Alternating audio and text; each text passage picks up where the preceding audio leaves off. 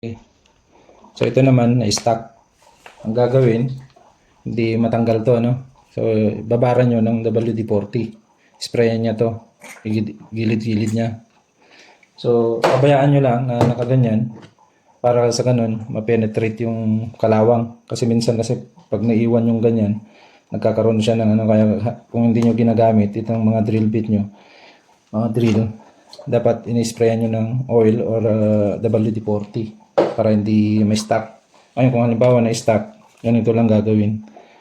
Ayan. Dapat ito sa kanan, nakahawak ako sa kanan, ito kanyan. Pa-reverse naman. Pag ganun ang ikot, papunta sa kaliwa ang ikot. Yan. Tapos yan, vice grip ulit. Yan. Yung tama lang, medyo maluwag, kaya dapat yung medyo masikip. Hindi naman yung masikip na masikip kasi pwedeng masira yung plastic, no? So, ganyan gagawin. Siguraduhin, kaya may ganyan ako para siguradong hindi kakalas itong paghawak kasi delikado. Siguraduhin nyo na pag ganun yung ikot nito, no? Naka-reverse. So, ganyan. Okay? So, yan.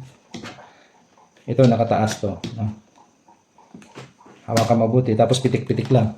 Itong ano niya, ganun-ganun lang yung pag-ikot.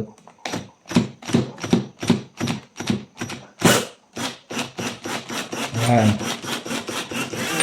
Hanggang matanggal.